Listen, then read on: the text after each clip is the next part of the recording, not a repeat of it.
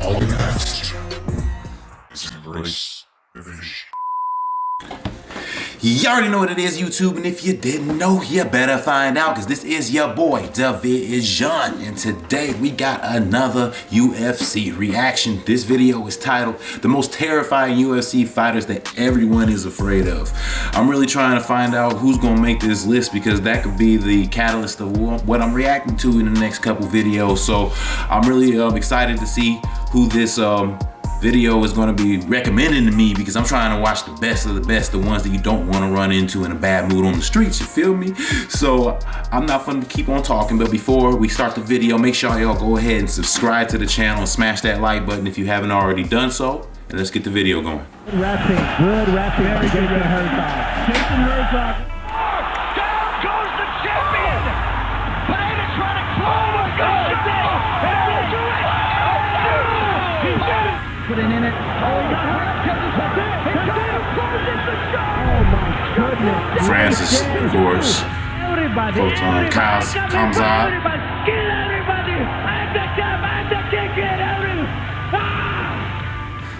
Hey, Israel. What you say I see you, boy? What you say? I see you soon, boy. No. You don't need to say something like that. Give me the fucking day. Give me the fucking day. Mixed martial arts is not a professional sport for everybody. More often than not, Facts. only strong, brave and willed people get into it. And with no exaggeration, every fighter presents a serious threat to a regular person. But there are athletes that manage to distinguish themselves even among their peers. They channel a doubled aura of danger, fear and pain that not only scares the fans, but other fighters as well. In today's video, we will list the most terrifying MMA representatives. The biggest Please ass don't forget kickers. about the like, Let's go. comments we put forward, and subscribe to the channel. Here we go. Number 5, Mirko Cro Cop. Mirko Cro Cop. Man, in the second fight, Yeah, that's a- Cro Cop had a few MMA is fights. that and him? he got his timing down, and that was when Cro Cop was Cro Cop, He man. was dangerous. He was God. that was a scary man. I mean, he had again one of the scariest tools to ever exist in MMA that he knocked out multiple people with. Mirko Filipovic Cro Cop is an old-school killing machine from the heart of Croatia. We are not going to beat around the bush and simply state hard facts. A former Croatian policeman is an unstoppable Terminator who was snapping in half everybody in his way. Absolutely all old-school fighters that you know of at some point of their careers Yeah, he got a were dangerous getting ass butchered kick. by Cro Cop.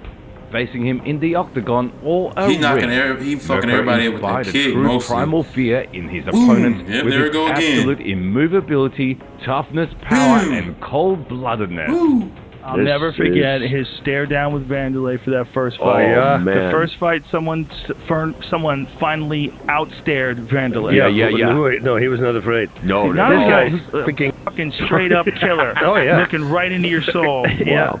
Military bearing, stern and brutal work, coupled with hard training, turned Mirko Cro Cop into a professional killer who never stops until he rips somebody's head off. And his kicks describe the core of the Croatian and that danger that he translated before every fight. We went out partying since we were free the next day, but the next day Mirko calls me and tells me we are sparring. So we went there and things got ugly. He kicked my leg. He was using 2 shin pads this thick. His kick was so strong it tore my muscle, completely splitting it. So I went to the hospital. He hurt you.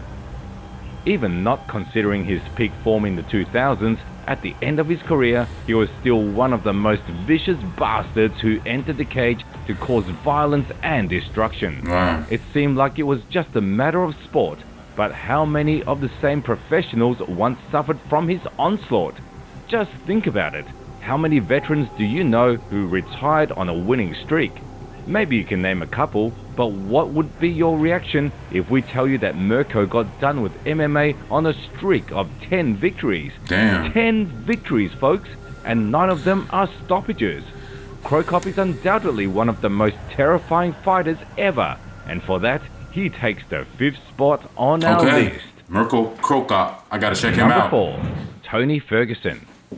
Tony Ferguson. If this was a scary movie, Tony Ferguson would be that guy. He's El Cucuy. Yeah. So he crazy. They need to make a movie out. Like somebody needs to do some kind of, like, I don't know, mashup of his fights that make him seem like the Jason, the guy that just never goes away, and as soon as you turn around, he's ready to kill you.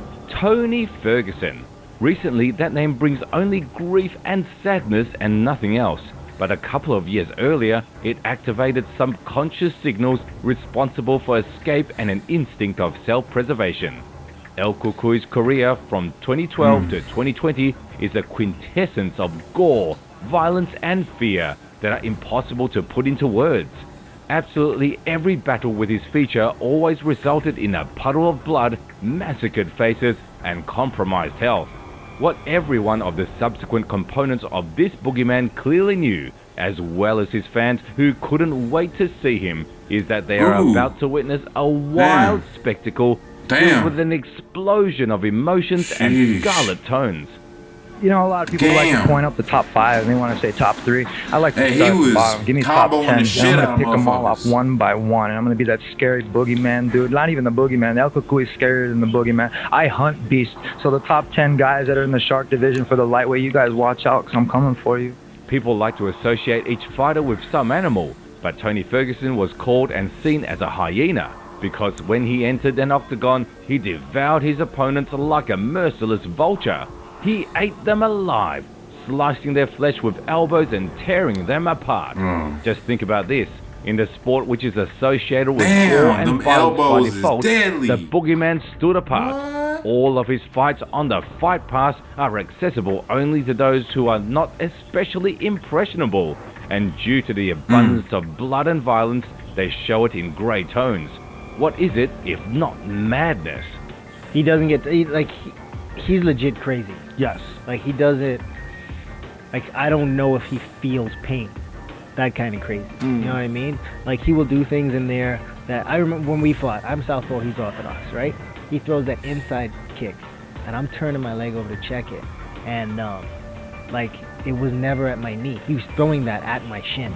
Like if you're throwing that calf kick with that open stance, you're throwing it at the shin. Right. You know what I mean? So like I checked it.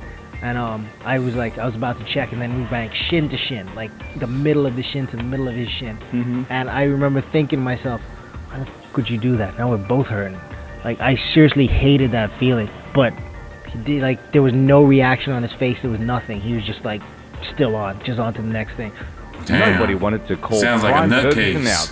And when we say nobody, we mean it. In 2018, a former BJJ coach of El Cucuy, Eddie Bravo, was on Joe Rogan's podcast, but unfortunately this interview is not in the open access. And there, he described in detail how hard it was to find an opponent for his student. Ferguson was inimitable in his best years, and for that, he takes this place on our list.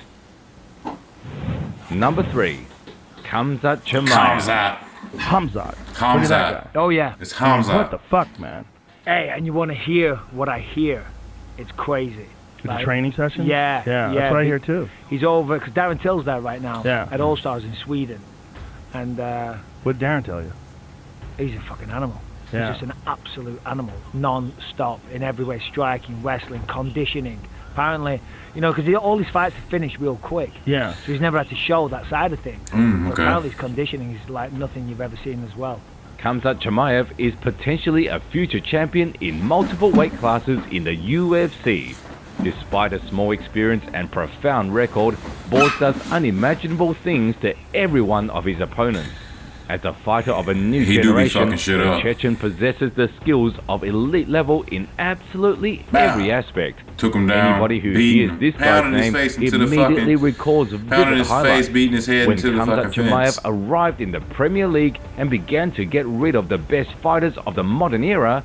That was the moment when a couple of divisions were put on notice. Hey, I got a coming for everyone. I kill everybody. Allah Akbar. If I come to kill somebody, take my money. Outside, I respect all the guys. I like to speak with my opponents, joke with them. And I don't know why people hate me sometimes. I'm loud this shit. I come for everybody and show good fight. I come for everybody. Take money, be happy, fellas. Thanks. Right now, Khamzat Chimaev is on a record of 12 wins with no losses. The last time we saw him was in September of 2022, and one of the main reasons why he hadn't fought since then is that nobody wants to take his fight. In just a couple of years, Boers managed to draw attention from dozens of fighters, and by saying draw attention, we mean scare them to death. Only Paulo Costa accepted the fight with this unstoppable beast. But how he is going to perform in the cage with a man who can knock you out or choke you like a helpless prey in the first minute of the bout is yet to be seen. And for now, the Chechen takes this spot on our list. I can't wait to see some more high-profile matches with him. Francis Ngannou. Francis Ngannou, the Predator. Any last one for Alistair? I know think. The Predator. I just gonna ask you one question. How tough is his chin is strong? So that's Predator, bro. So if he has any answer, he can give me that. We're gonna check it out. Ooh, you go to sleep. That's some shit. He ain't lying either. He wasn't lying. Told him he was gonna go to sleep. Francis Ngannou's natural power and heavy punch are legendary. Every fight featuring the Cameroonian from the perspective of his opponent is a race on the minefield up until the moment when the Predator catches you with one touch and sends you to Wonderland. Literally from his debut in the world's best league, Ngannou was under intense scrutiny. His main and unique trait was the ability to knock out his opponent with a couple or even one significant shot. A tough childhood and everyday labor on the sand mines made Francis Ngannou a strong man who possesses incredible power. I think he'll try to survive. First of all, this is the first way for a game plan. Survive. And then whatever I'm going to try, I'm going to catch it. Strong as hell, man. The first wave of hype and noise around the Predator reached its peak. Prior to his first title opportunity, the UFC hype machine was at full speed for the Cameroonian, doing its best at promoting the new prospect. Francis Ngannou has the world record for the most powerful punch. His punch is the equivalent to 96 horsepower, which is equal to getting hit by a Ford Escort going as fast as it can. Damn. And it's more powerful than a 12-pound sledgehammer swung full force from overhead. Holy shit. At that time, people were making Ngannou to be a real monster, and regular highlights with his feature. No, that might be cap. I think I might be calling cap on that. So you telling me his punch is more powerful than taking a sledgehammer and slamming it overhead? Like, it has more force, I guess, because there's no way it's more dangerous than a sledgehammer. There's no way of that. So if that's true, that it's going to have more force than a sledgehammer being swung overhead. But by who? Because that's going to make a difference too. You see what I mean? Like, it's cap. It's cap because the person swinging the sledgehammer is going to always make a difference. Were of a great support of helping the major organization to create a needed impression on the viewers and other fighters on the roster. And when Francis went through an existential crisis after his loss to Miocic and came back, he became a lot more dangerous. I feel great, man. You know, it's been 3 years that I've been living without it. I always thought that I could have it 3 years ago. So tonight there wasn't a place for mistake. So yeah, no, he looked damn good. He looked incredible, man. And obviously, you saw a lot of things from him tonight that we hadn't seen from him in the past. Who knows how Ngannou's UFC career as a champion would have unfolded, especially considering the return more than deserving of the second place on our list. Versus Francis is the fight we need to see. Number 1, Alex Pereira. Alex Pereira more dangerous than Francis? He's scared. I don't know. That dude has nuclear power. He's got crazy power. Even when he was over in Glory, I was a big fan of his over in kickboxing. He was fucking everybody up in 2 different weight classes over there. Even at 205, he was knocking people dead. Alex Pereira is the scariest man, fighter and athlete on planet Earth. Who would argue with that? Everything associated with Poulton literally screams that this guy is ready to fight at any given moment in his life. beginning from the Brazilian's appearance and ongoings and ending with his skills and deadly arsenal, all of that represents his combat spirit that inspires horror. Call me out. Even I'm scared of myself. I'm breaking mirrors at home so I can avoid myself. Experience and achievement of Alex Pereira speak for themselves. He conquered world championships in the main kickboxing organization multiple times, got the gold of the World's Best League, and 90% is the next contender for the light heavyweight championship. Besides that, he smashed many chins and any other body parts in this sport. Multiple weight classes fell victims to his terror. When it comes to hitting people, that dude, he's fucking technical too, man. It's not just power. The way he's setting Izzy up, the left hook is so fast. Man, he was tearing Izzy up in that fight, like as good as anybody. And I like Izzy. That was size is a whole other topic. That's crazy how he tore him up. 219. He walks around at, he weighs in at 184, and then he weighs in on the fight day at 219. What? That's crazy. That's I don't so get big. it. He's a heavyweight. Yeah. He's a fucking heavyweight. The Brazilian is incredible in every sense. No matter where he fought, he always superseded all of his opponents in terms of anthropometry. 219 fighting 185. Power possessed by the king of favelas, it makes him a true killer who is ready to take the health and soul of another fighter for a paycheck. Shit. When Alex Pereira came into the UFC following the crazy. steps of Israel Adesanya, many joked about it in the media. And after his sensational victory in 2022, all these jokes about the stalker from Brazil reached their peak. Pereira looks like and makes an impression that he is impossible to stop. Oh well, you managed to catch him with a counterattack and knock him out. A couple months later, he moves up in weight and beats a former UFC champion.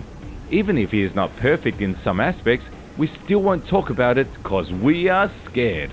That's what the Brazilian Poatan is. And on top of that, he takes the first spot on our list. Okay. Which of the aforementioned fighters scare you or your friends the most? Leave your opinion in the comments below. Don't forget to subscribe to the channel if you want to see the trilogy between Alex Pereira and the last Stylebender. And of course, hit the like button if you got scared during this video at least once. See you soon.